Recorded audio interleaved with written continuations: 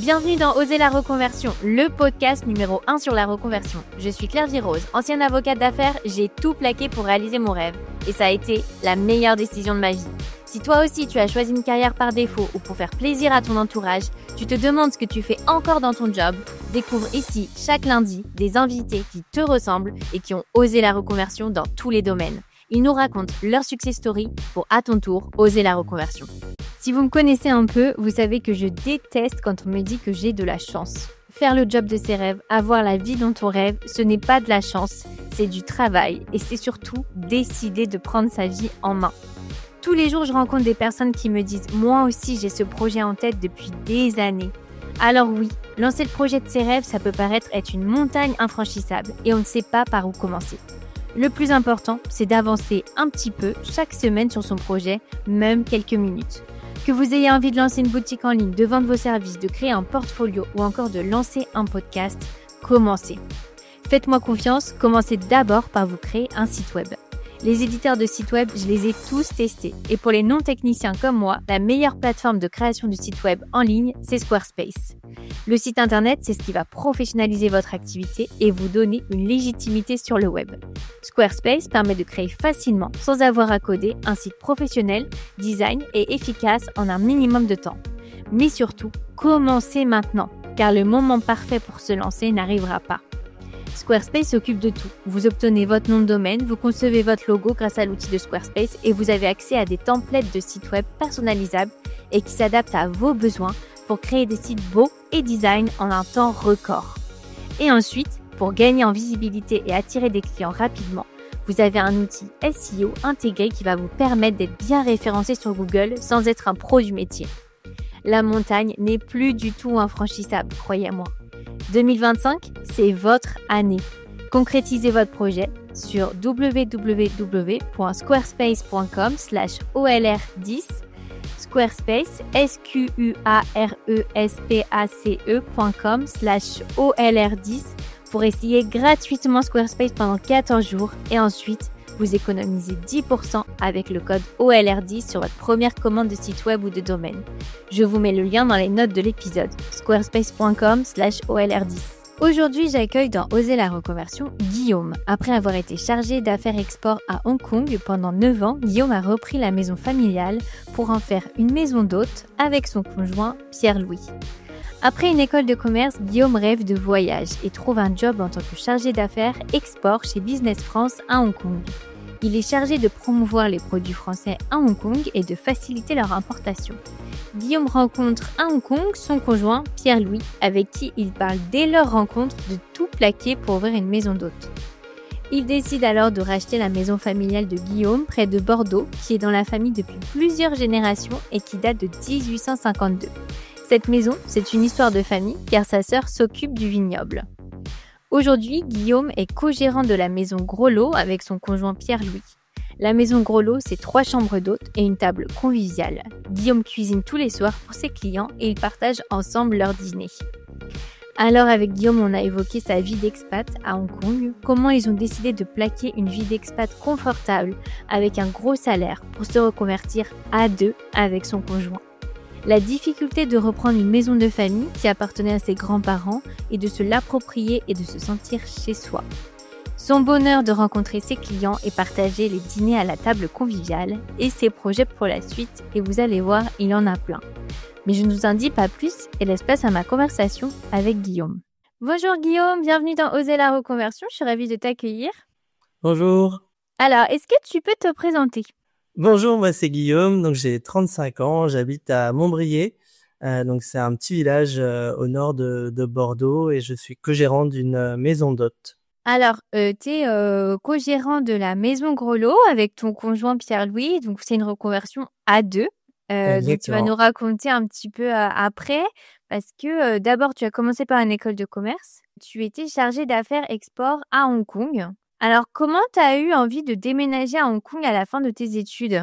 Alors, moi, j'ai toujours eu envie de voyager. Donc, c'est pour ça aussi, entre autres, que j'ai fait une école de commerce. Et cette école de commerce me permettait de faire pas mal de stages à l'étranger. Donc, j'en ai quand même pas mal profité. Et Hong Kong, c'était un peu un rêve.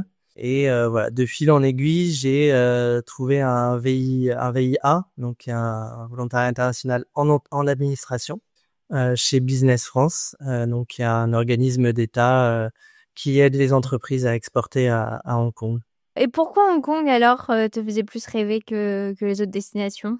Alors j'avais déjà fait New York, c'était aussi un rêve, mais c'est vrai que j'avais pas forcément apprécié la ville. Et j'ai toujours eu un attrait important pour l'Asie. J'avais aussi fait la Chine, mais c'est pareil, j'avais pas trop accroché. Et c'est vrai qu'Hong Kong, en fait, c'était le milieu entre New York, cette grande ville hyper cosmopolite, et la Chine avec le côté très asiatique, quoi.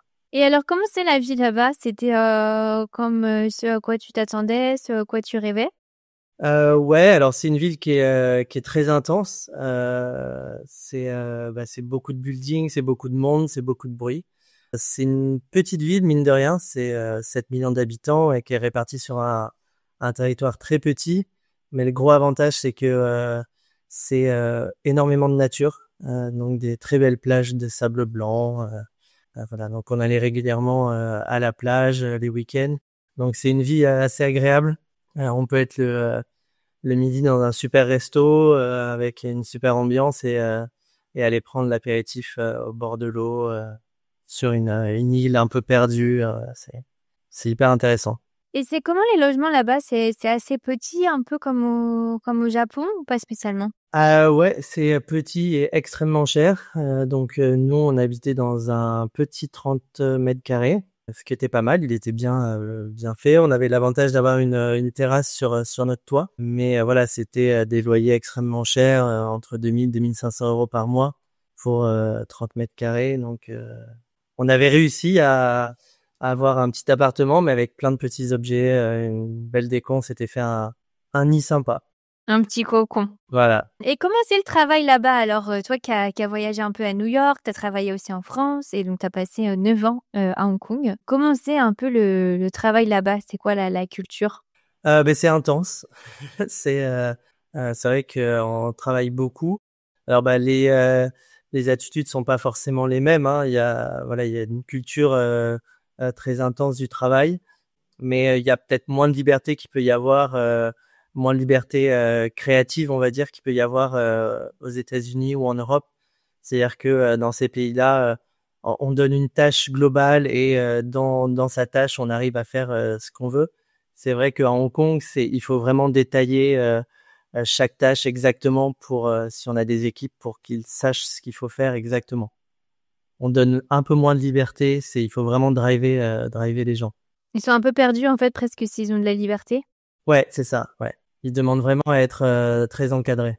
Et c'était quoi les horaires un peu? C'est quel rythme? Nous, on avait des horaires à peu près normaux, donc c'était 9h, si ça allait bien, 9h, 18h. On faisait à peu près 45 heures par semaine. Mais voilà, après, il y avait pas de limite, donc régulièrement, on partait à 19h, 20h le soir. Et au niveau de la culture, tu trouves que c'est comment, je sais pas, par rapport, tu vois, un peu à tout ce qui est vie sociale, entre les collègues, un peu, comment c'est de travailler là-bas? C'était bien. Bon, après, j'étais quand même dans une entreprise qui était française. Donc, j'avais des collègues français et des collègues hongkongais et chinois qui parlaient français. Donc, c'est vrai qu'on partageait tous soit un attrait pour l'Asie, soit un attrait pour la France. Donc, il y avait régulièrement des after-work, il y avait une ambiance assez sympa de camaraderie. Voilà, tout le monde se retrouvait pour déjeuner le midi ensemble. Non, c'est assez sympa. Après, c'est vrai que moi, j'étais dans un environnement assez particulier. Et par rapport aux gens que tu connaissais? Après, j'avais beaucoup de gens qui étaient d'amis qui étaient dans des entreprises un peu comme ça, cosmopolites. C'est vrai que Hong Kong est une ville extrêmement cosmopolite. Donc voilà, il y a une ambiance qui est généralement assez bonne. Après, voilà, dans les entreprises très traditionnelles, ça avait pas l'air d'être aussi fun que chez nous. Oui, je te pose la question parce qu'on a eu une invitée qui avait travaillé au Japon et elle disait qu'au Japon, tu étais un peu forcée à faire des after-work. Tu passais beaucoup de temps en fait avec tes collègues et il y avait cette culture un peu aussi de boire beaucoup. Et elle disait que ça pouvait être assez épuisant parce que tu faisais ta journée puis après, ça continuait. Tu devais aussi passer du temps un after work avec tes collègues, c'était obligatoire. Donc c'est pour ça que je te demandais, est-ce que c'était un peu la même chose à Hong Kong ou Non, pas vraiment, non. Non, non, pas du tu avais tout. pas. Non. Et alors, tu étais chargée d'affaires export, donc c'est la première fois qu'on ait ce métier dans Oser la reconversion. Est-ce que tu peux nous expliquer un peu en quoi ça consiste et quel était ton quotidien? Alors, déjà, faut expliquer ce que c'est Business France si tu sais pas ce que c'est. Donc, c'est un organisme d'État qui est implanté dans quasiment tous les pays et qui aide les entreprises françaises à exporter dans tous les domaines. Donc, il y a la tech, il y a la médecine, il y a les services et l'agroalimentaire. Et donc, on aide en montant des salons professionnels, en faisant des opérations. On fait venir des entreprises françaises à Hong Kong pour leur faire rencontrer des importateurs. Donc, moi, je travaille dans le département agroalimentaire, qui est un très gros business sur Hong Kong. Et donc, voilà, moi, j'étais le lien entre les entreprises françaises qui voulaient exporter et les importateurs hongkongais qui voulaient importer des produits français. Donc, on les mettait en relation avec des entreprises françaises, mais aussi on faisait des opérations de communication sur le marché pour développer, par exemple, si une appellation de vin français nous commissionnait en fait pour faire une opération de communication avec la presse ou avec les particuliers, nous, on s'occupait de gérer tout ça. C'est vrai que c'est super intéressant parce que comme tu dis qu'en plus ça existe dans tous les pays, c'est pas forcément des jobs dont on est au courant et en fait c'est un job plutôt assez facile à avoir quand on veut déménager à l'étranger en fait et qu'on est français. Oui, après il y a pas beaucoup de places. Alors ils sont dans tous les pays, mais c'est vrai que c'est justement parce que il y a beaucoup d'attrait. Il y a quand même pas beaucoup de place, surtout pour les Français. En fait, il y a quelques postes pour les Français. Après, c'est vrai que on tend. Business France tend de plus en plus à aussi recruter des locaux. Alors c'est important d'avoir des Français, mais c'est aussi important d'avoir des locaux parce que c'est aussi eux qui comprennent aussi la mentalité. C'est vrai quand on veut vendre un produit, nous Français, on arrive en pensant que forcément la personne elle comprend voilà le camembert ou tel autre produit. Et c'est vrai que les collègues avaient peut-être plus des fois de facilité à présenter certains produits puisque on parle sur la même culture, on part du même point. Mais c'est vrai que c'est des travails. Après, surtout quand on est implanté chez Business France, c'est aussi l'avantage des fois de pouvoir être muté dans d'autres pays ou voilà de voir du monde. Ouais, c'est en tout cas c'est super intéressant que tu nous parles de ça parce que je connaissais pas du tout et c'est vrai que ça peut être une porte d'entrée pour déménager à l'étranger. Et donc c'est à Hong Kong que tu as rencontré ton conjoint, Pierre-Louis. Exactement. Comment ça s'est passé votre rencontre alors? On s'est rencontrés via des amis et voilà, ça a été le coup de foudre. Et alors donc c'est assez fou parce que c'est une reconversion à deux.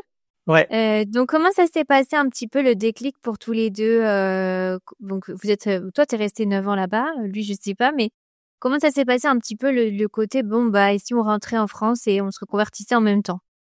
En fait, quand on s'est rencontrés, moi je venais d'acheter suite au décès de mon oncle, je venais de d'acheter à mes cousins la maison dans laquelle on habite. Et donc le soir où on s'est rencontrés, en fait, on a beaucoup parlé et on a échangé tous les deux sur en fait, on avait tous les deux envie d'ouvrir un hôtel ou du moins d'évoluer dans ce milieu-là. Ah donc c'était dès votre rencontre vous avez parlé de ça, c'est fou. Exactement. Et puis après on est restés ensemble quelques années et le Covid est arrivé. Il y a surtout eu les révolutions à Hong Kong successives. C'est vrai que la ville a commencé à changer avec toute l'influence que avait de plus en plus la Chine sur la politique et sur les libertés à Hong Kong. Plus le Covid, plus voilà moi quasiment 10 ans à Hong Kong. J'ai toujours évolué dans la même entreprise. J'adorais mon travail, mais c'est vrai que ça commençait à peser. Il y a de plus en plus de restrictions à Hong Kong?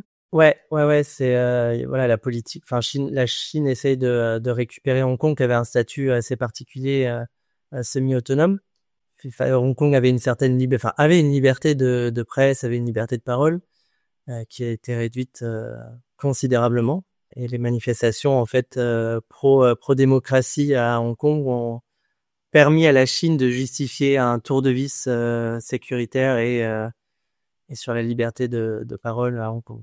Donc c'est vrai qu'on se sentait plus vraiment à l'aise là-bas, puisque par exemple en fait si on critiquait le Parti communiste, On pouvait être arrêté à Hong Kong et extradé en Chine sans procès, alors que Hong Kong est censé avoir une justice indépendante. Donc moi je travaillais pour le gouvernement. Pierre-Louis a travaillé aussi en corrélation avec le gouvernement hongkongais. Donc on n'était pas forcément dans des positions très à l'aise. Et donc voilà, et cette maison ici, on avait un peu fait le tour de cette vie très intense, tant au niveau travail qu'au niveau social à Hong Kong. On avait envie d'espace et il se trouvait qu'on avait une maison avec de l'espace. Et on avait aussi envie de changer de vie au niveau de la géographie, mais aussi de changer de vie au niveau mental, c'est-à-dire de peut-être un peu plus travailler pour nous plutôt que pour les autres. Et comment ça s'est passé l'achat de la maison? Tu peux nous raconter un petit peu? Donc la maison, donc déjà c'est une maison qui date de 1852. Donc Ouais, la maison, le bâtiment lui-même, enfin la maison principale date de 1852. Après, on a des dépendances qui datent du Moyen Âge. Donc, ah ouais, incroyable. Et donc elle se situe à 30 minutes de Bordeaux. Et alors comment ça s'est passé? À l'origine, ça appartenait à ton oncle, tu disais? ça appartenait à mes grands-parents. En fait, ça fait 6 générations que la maison est dans la famille. À l'origine, c'est un vignoble. Donc, mon père faisait du vin sur la propriété.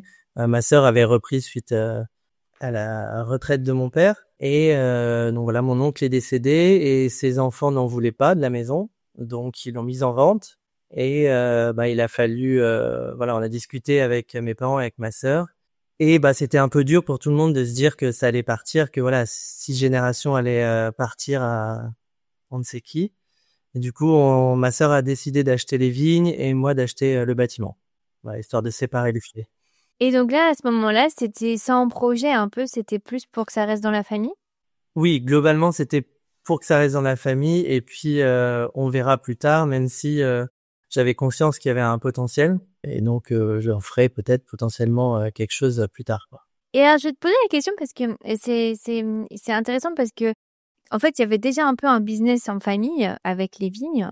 Et toi, tu as eu envie de partir et au bout d'un moment, ça t'a un peu rattrapé, tu as eu envie de revenir. Comment tu expliques un petit peu ça? Est-ce que finalement, tu savais toujours que tu allais retravailler un petit peu en famille? Enfin voilà, tu vois, il y a un petit peu un aller-retour et ça arrive assez souvent, hein. Comme ça, on se dit, bon, moi, j'ai envie de voyager, j'ai envie de faire autre chose, j'ai pas envie de faire comme mes parents, mes grands-parents. Et puis finalement, tu finis par revenir.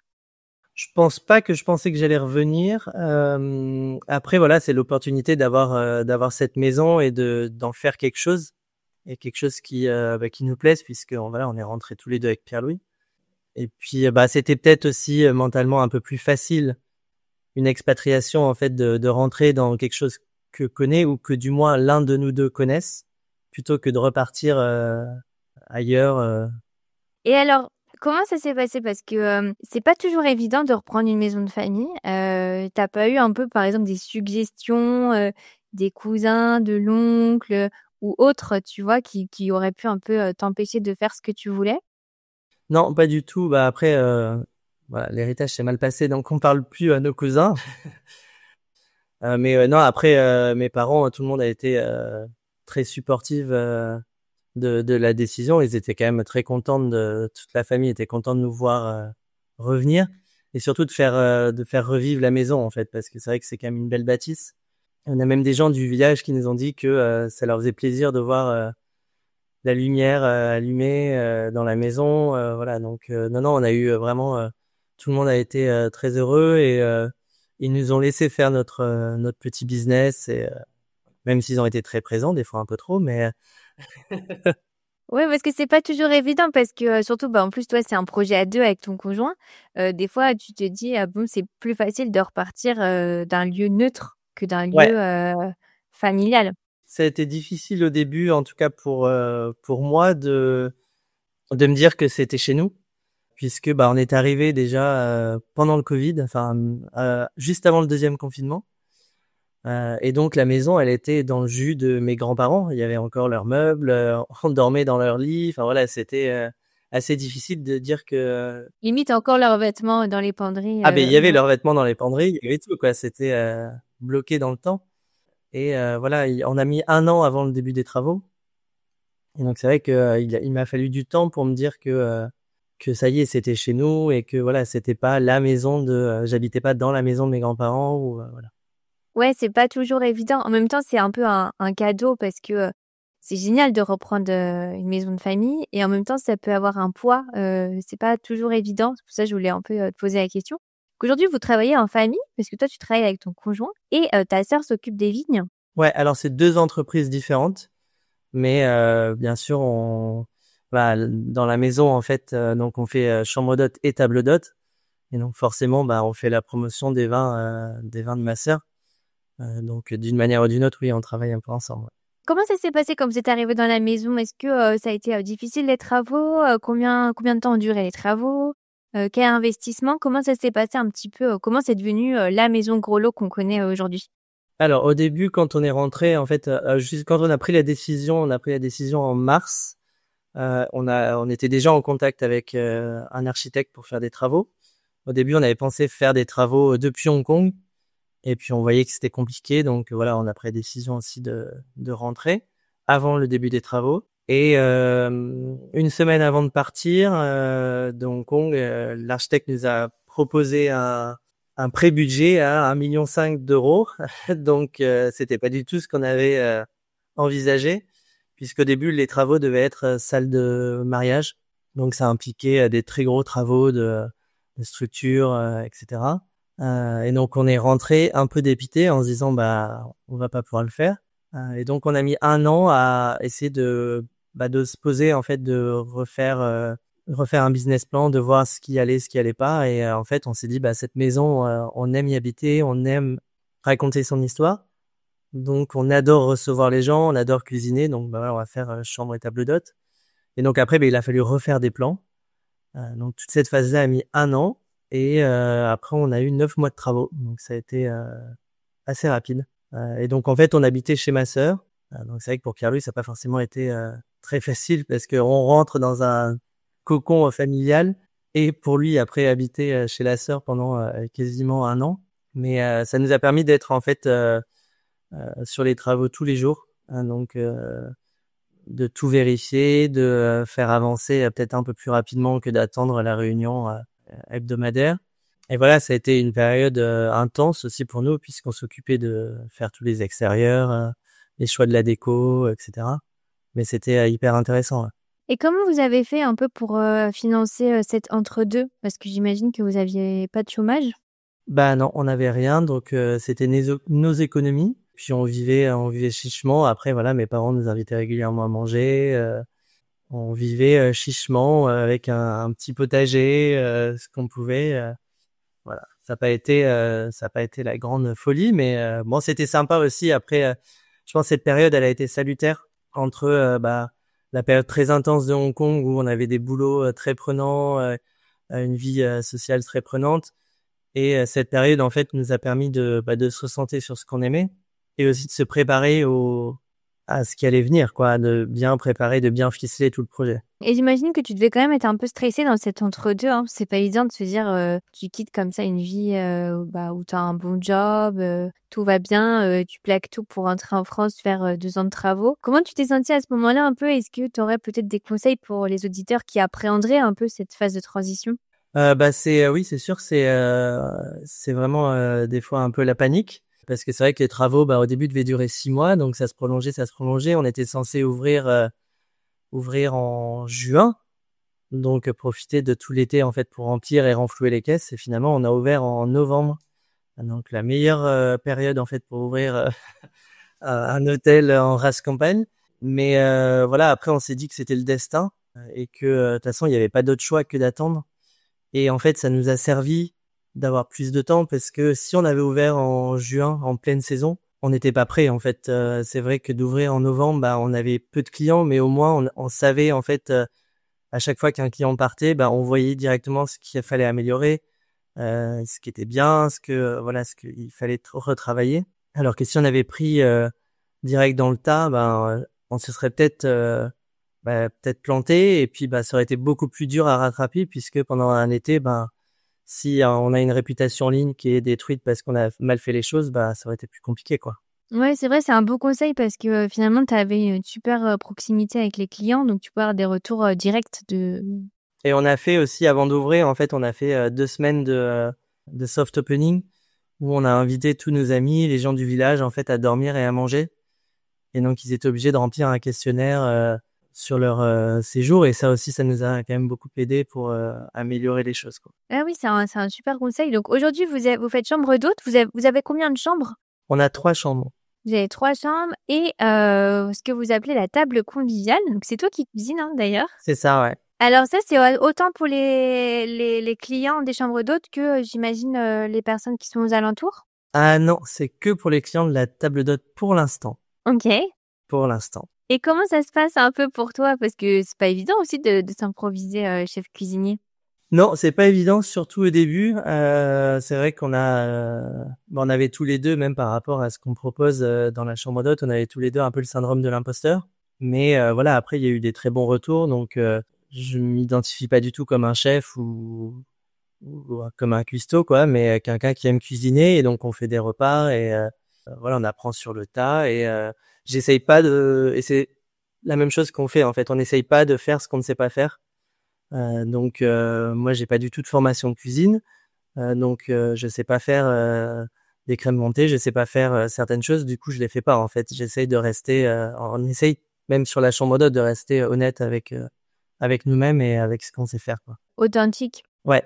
Et donc, c'est vrai que vous avez pas beaucoup de chambres, hein, parce que 3 chambres, bon, on a déjà eu des invités qui ont des chambres d'hôtes, et donc souvent ils ont été au max. Max, c'est 5 ou 6, hein, c'est ça? Ouais, 5. Ouais, voilà, parce que ensuite on passe en hôtel. Et donc souvent ils ont 5 chambres plus un gîte. Vous arrivez à en vivre avec 3 chambres? Quels sont un peu peut-être vos projets d'évolution? Alors 3 chambres, c'est compliqué d'en vivre. Après on a la table d'hôte, c'est vrai qui nous sauve la mise, hein, c'est quasiment un tiers de notre chiffre d'affaires. Donc ça marche bien. Et du coup, on devrait s'agrandir. On croise les doigts que les permis de construire soient acceptés. On devrait s'agrandir sur la fin de l'année pour avoir une chambre de plus.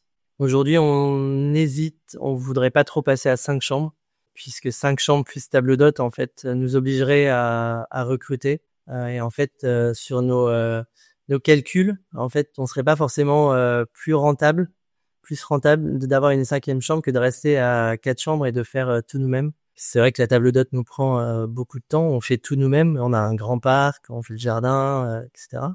Donc pour l'instant, on veut rester à 4 chambres et on réfléchit à l'ouverture d'un petit restaurant. Donc la table d'hôte aujourd'hui est accessible que aux clients de la maison d'hôte, mais on aimerait faire du moins au début un restaurant surtout l'hiver pour les gens du coin et de Bordeaux.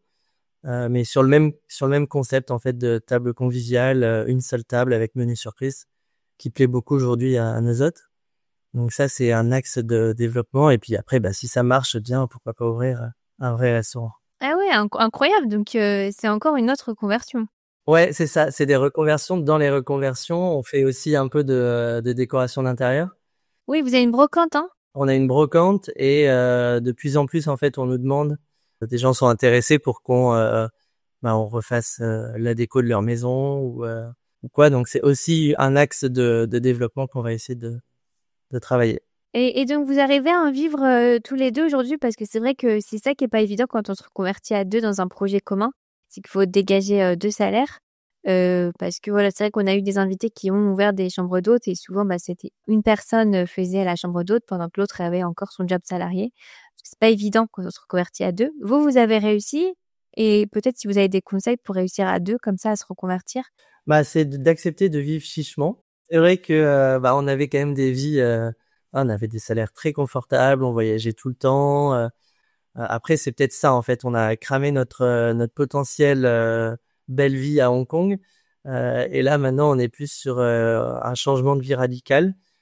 Et après c'est de chercher la marge, quoi, hein, sur la maison d'hôte. En fait on a alors c'est sans baisser le service bien sûr, mais on fait tout nous-mêmes. Alors c'est sûr que ça demande beaucoup de temps, mais on le voit clairement sur la marge. En fait ça aide beaucoup et c'est vrai qu'on se dit chaque centime en fait, chaque euro grappillé sur tel ou tel truc, c'est ça qui va nous rester à la fin, quoi. Donc je pense que c'est ça la clé, c'est de vraiment savoir ce qu'on offre et de voir ce qui est essentiel, ce qui n'est pas du tout essentiel pour le client.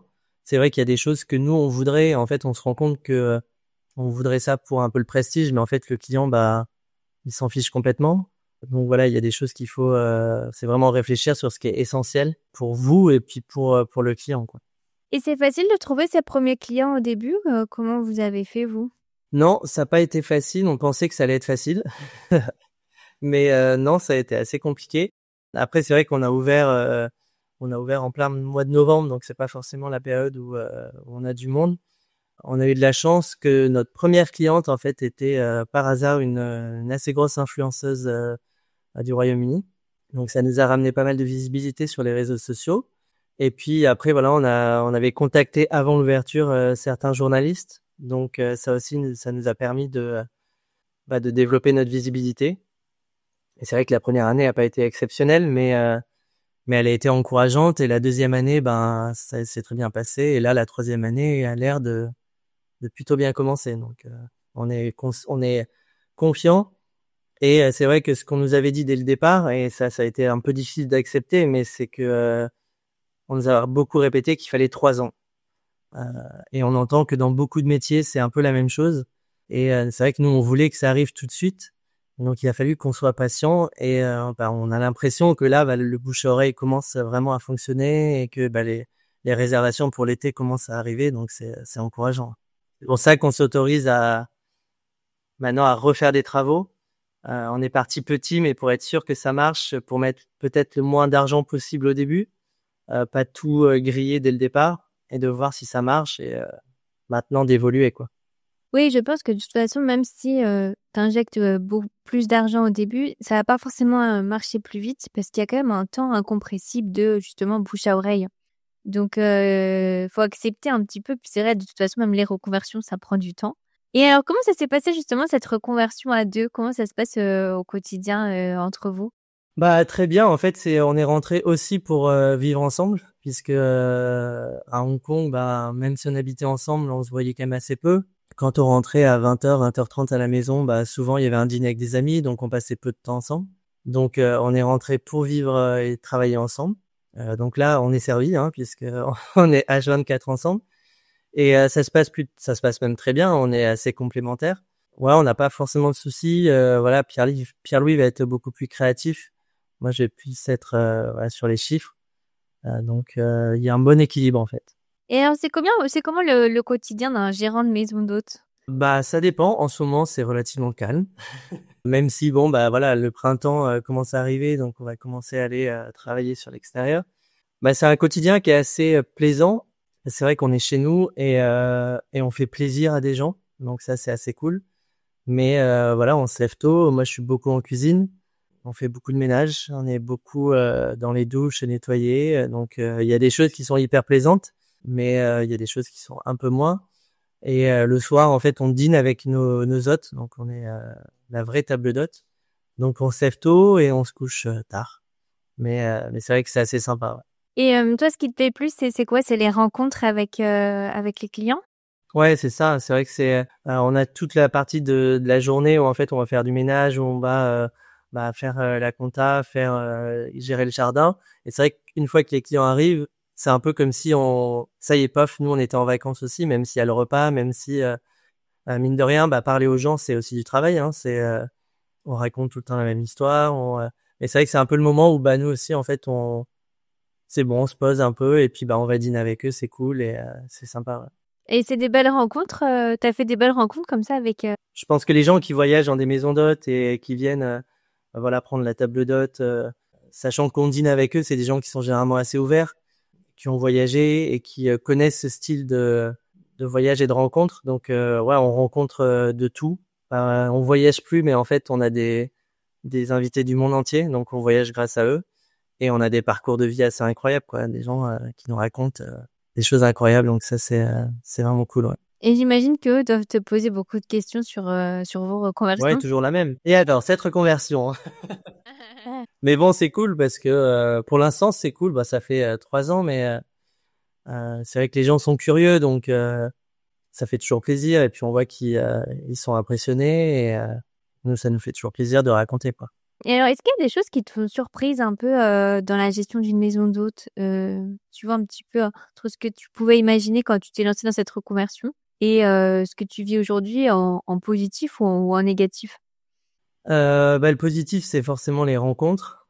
Après, le négatif, ça va être la dépendance à toutes ces plateformes. C'est vrai que c'est un positif et un négatif. Voilà, il faut batailler pour se mettre en avant. C'est avec Booking, et Expedia, c'est vrai que on nous demande tout le temps de mettre plus d'argent sur la table pour nous développer. Donc ça, c'est un peu compliqué. Donc il faut qu'on trouve tous les moyens annexes pour se développer. Et au niveau un peu frontière, vie perso, vie pro, parce que c'est pas évident justement d'avoir des gens qui sont chez toi. Comment toi tu le vis? Alors au début ça allait, maintenant ça devient un peu pesant puisque notre chambre est vraiment dans, là où il y a les chambres des guests. Donc c'est vrai que c'est un peu compliqué d'être toujours, on marche un peu toujours sur la pointe des pieds le matin pour pas faire de bruit. Voilà, faut pas claquer des placards, faut tout faire, faut être toujours tranquille, être là mais tout le temps un peu transparent. D'où les travaux en fait qu'on va faire pour avoir un espace un peu plus privatif et avoir le droit de mettre un peu le bazar, parce que c'est vrai que là la cuisine qu'on utilise, c'est aussi la cuisine que voient les guests et dans laquelle ils prennent leur petit déjeuner. Donc c'est cool parce qu'on a une maison qui est toujours propre et toujours bien rangée. Mais c'est vrai que des fois on aimerait bien faire traîner des affaires. Et alors, donc tu as parlé un peu de votre projet d'ouvrir un restaurant. Est-ce que vous avez d'autres projets, par exemple organiser des séminaires, des retraites? Je sais que ça se fait beaucoup dans les chambres d'hôtes. Qu'est-ce que tu vois un peu pour Maison Gros Lot pour l'avenir? Ouais, en fait on a été quand même pas mal sollicité sur la maison actuelle. Le seul problème c'est qu'on a que 3 chambres. Donc on reste un peu trop petit encore pour des séminaires, même si chaque chambre se dédouble en fait en lit simple.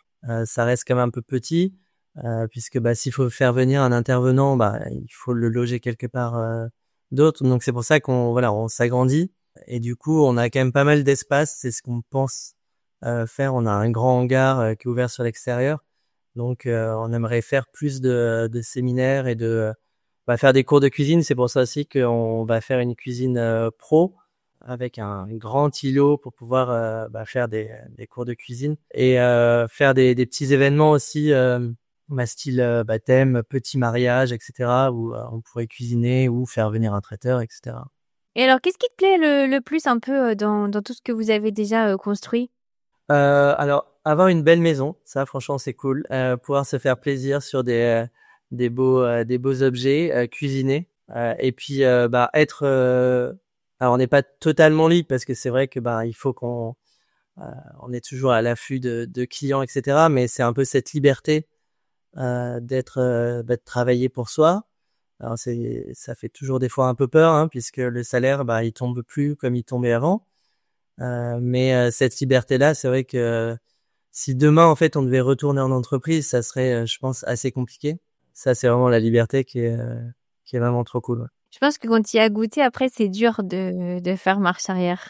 Et c'est vrai que par rapport si aujourd'hui on devait choisir entre travailler comme on travaillait avant avec des très hauts salaires et aujourd'hui, voilà, je pense qu'aujourd'hui la vie elle est un peu mieux. On aimerait forcément avoir d'avoir un salaire plus conséquent, mais je pense qu'on est plus heureux aujourd'hui que là-bas. Ouais, ça n'a pas de prix. Le temps, le fait aussi d'avoir plus d'humain en fait avec ton conjoint, avec des clients et d'avoir un projet qui a du sens aussi.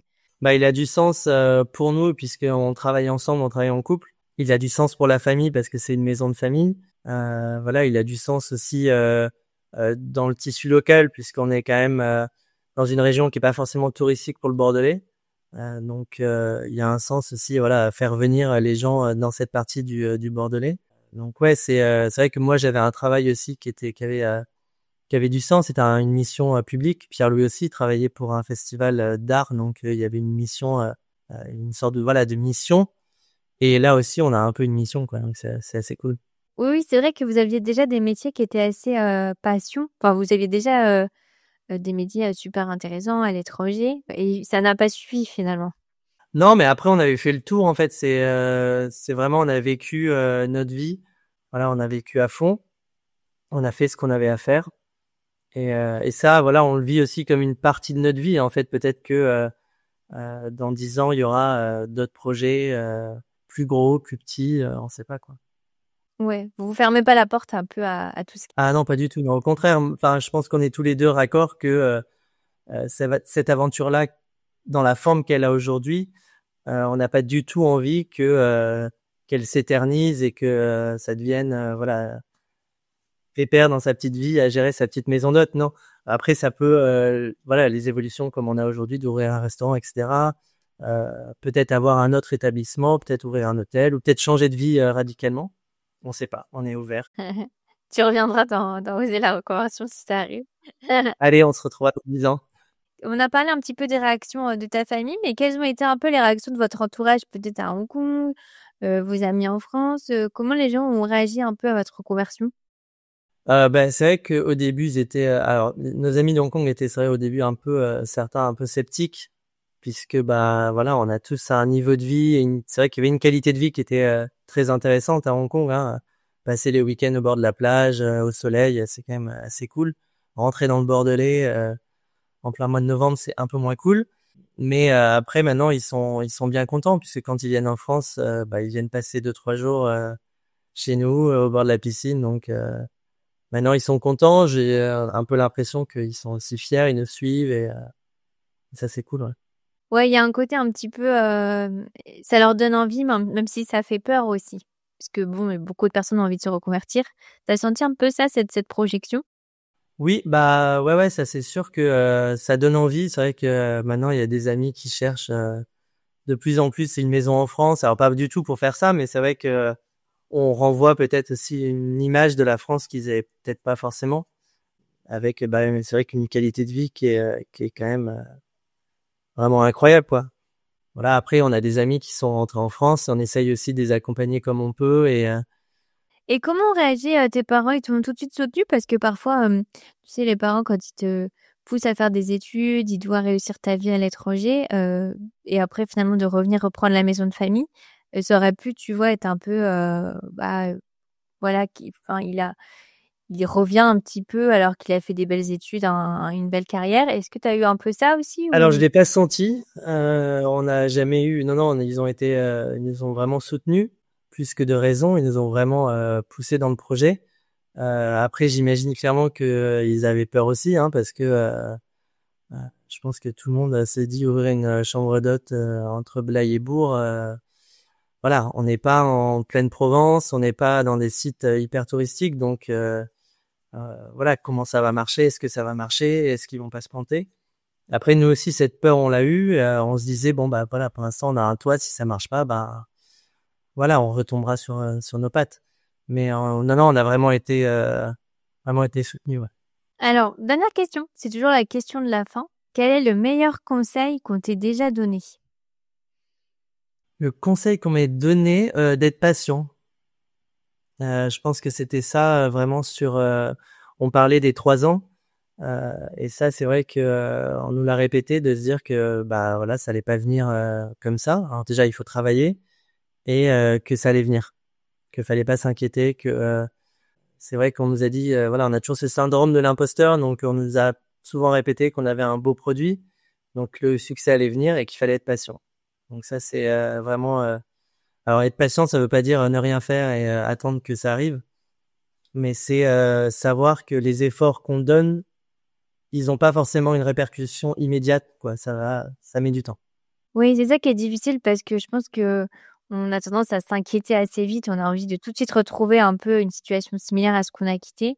Et en fait, il faut se dire que bah, ça va prendre du temps et ça va finir par payer. Il y avait une invitée justement qui nous a dit récemment que en fait, fallait se dire qu'il y avait la lumière au bout du tunnel et que parfois dans ce tunnel, on n'allait pas forcément voir clair, on allait peut-être même être dans le noir.